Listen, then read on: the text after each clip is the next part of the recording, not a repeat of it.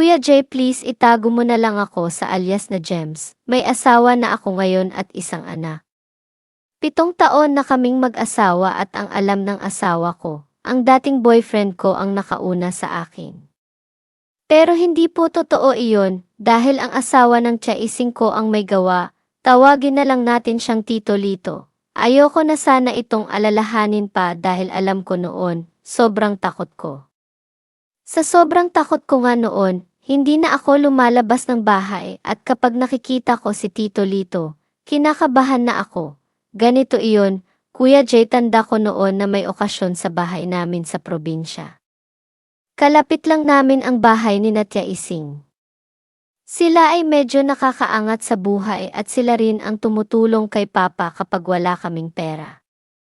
3 taong gulang lang kasi ako nang mamatay si Mama, kaya si Papa na ang halos nagpalaki sa amin. Dinamdam ni Papa ang pagkawala ni Mama. Dating empleyado si Papa ng isang kooperatiba sa aming bayan, siya ang tagabasa ng metro, pero dahil madalas maglasing ay natanggal siya sa trabaho. Hindi kasi matanggap ni Papa ang nangyari, kaya halos kinatya ising na kami lumaki. Madalas kami sa bahay nila para manood ng TV, dahil wala kami yon. Noong may okasyon sa bahay, maagang nalasing si Papa at ako naman ay nakatulog na doon kinatya. Nagulat na lang ako dahil may katabi na ako at nakadagan sa akin. Natakot ako dahil lasing si Tito Lito at doon niya nga ako nakuha. Afternoon. Umuwi ako sa bahay kahit madaling araw na at umiiyak. Gusto ko magsumbong kay Papa, kaya lang ay tulog pa siya sa kalasingan. Kinabukasan, nagdala ng pagkain si Natya sa bahay dahil hindi daw ako lumalabas. Kasama niya si Tito Lito at parang wala lang sa kanya ang nangyari. Pero iyon lang pala ang umpisa ng lahat. Halos 4 na taon iyon hanggang sa makagraduate ako ng high school. Parang naging normal na nga ang lahat dahil kapag pumupunta ako kinatya o pumupunta si Tito sa bahay at kami lang, alam ko na ang mangyayari. Hindi na ako nagtangkang magsumbong dahil sa isip ko, wala ring mangyayari. Isa pa, sa totoo lang, parang nakasanayan ko na ang ginagawa ni Tito. Hindi ko alam noon kung bakit, pero parang wala akong lakas ng loob na tumanggi. Bilib na bilib din si Papa kay Tito Lito. Binibigyan din niya ako ng pera pagkatapos na nangyayari sa amin, at iyon ang ginagamit ko sa pagbaon sa school.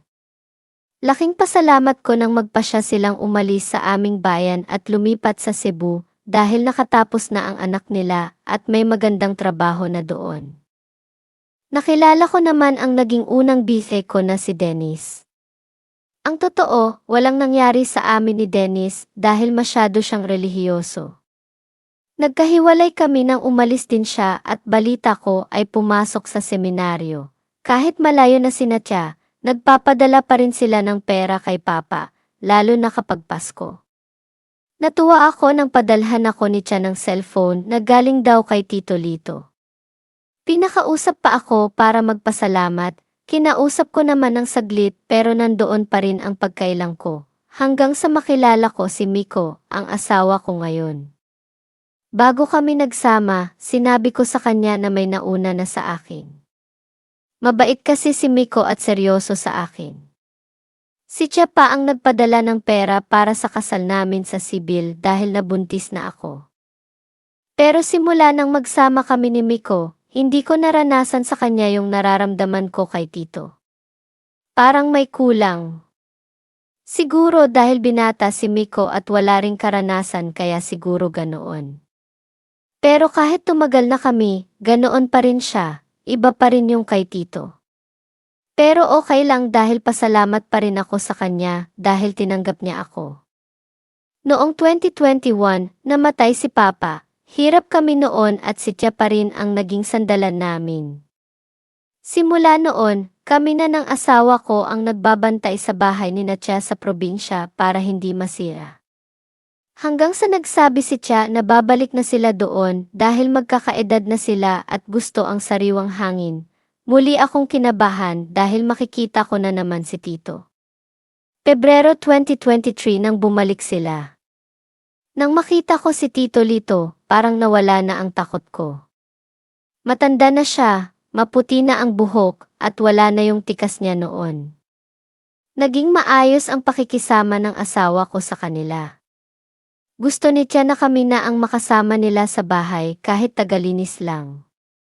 Pumayag si Miko dahil nahihiya siya sa mga tulong ni Tia noon. Madalas si Miko sa bahay nila at siya na rin ang nagmamaneho ng sasakyan ni Tia. Ang problema ko lang, nagpaparamdam si Tito Lito at gusto niya na may mangyari muli sa amin. Agad akong tumatanggi at sabi ko ay isusumbong ko na siya. Sabi niya lang, alam ko na hindi mo ako makakalimutan. Itinulak ko siya at lumalayo ako sa kanya. Kapag magkasama naman kami ng asawa ko, naiisip ko si Tito. Gusto ko sanang ituro sa asawa ko ang mga bagay na nagustuhan ko kay Tito para mag-enjoy ako. Kaya lang ay baka magtaka siya at magtanong kung saan ako natuto. Hulyo 2023. Sinamahan ni Miko si Tia sa ospital dahil masama ang pakiramdam nito. Naiwan ako sa bahay nila dahil naglalaba ako. Biglang pumasok si Tito. Pinaghahampas ko siya ng damit at alam ko na mas malakas na ako sa kanya. Pero hindi ko alam kung paano niya ako napapayag, parang alam na alam niya kung paano ako mapapakalma kahit ang isip ko ay ayaw. Ulit pa sana ng second round kaya lang, tumigil siya nang marinig namin ang sigaw ng anak ko na bumalik na ang papa niya dahil naiwan ang gamot ni Tia. Naging malala ang sakit ni Tia at makalipas ang 3 buwan ay pumanaw siya dahil sa sakit sa baga. Pagkatapos ng libing, isinama na si Tito Lito ng mga anak niya pabalik sa Cebu. Bago siya umalis, kinausap niya ako ng kami lang. Umiiyak siyang humingi ng tawad sa akin. Binigay niya rin ang bahay nila sa amin ng asawa ko dahil ang lupa naman ay sa papa ko na paghahatsyan sana nila ni Tia. Binigyan din niya ako ng pera para pang negosyo. Hindi ko man direktang sinabi, pero sa isip ko ay napatawad ko na siya. Nitong Oktubre lang, binalita ng mga pinsan ko na namatay na rin si Tito Lito. Doon lang ako nabunutan ng tinik. Guminhawa ang nararamdaman ko. Nag-usal na lang ako ng panalangin na pinatawad ko na siya. Masarap pala sa pakiramdam ang walang hinanakit at takot. Sa ngayon, kahit nakikita ko ang bawat kanto ng bahay kung saan unang may nangyari sa amin ni Tito, wala na lang iyon sa akin. Masaya ako dahil napakabait ng napangasawa ko, parang si Papa ang ugali. Isa na lang ang iniisip ko, pakiramdam ko ay unfair ako sa asawa ko dahil hindi ko sinasabi ang totoo. Minsan naiisip ko na magtapat, tutal wala na naman si Tito. Pero ayaw ko na ring masaktan siya at mabago ang tingin niya kay Tito. Nagkumpisal na rin ako sa simbahan at sinabi ko kay Father ang lahat. At isa rin iyon sa nakagaan ng loob ko. Maraming salamat, Kuya Jay, at sana ay maibahagi mo ang aking kwento.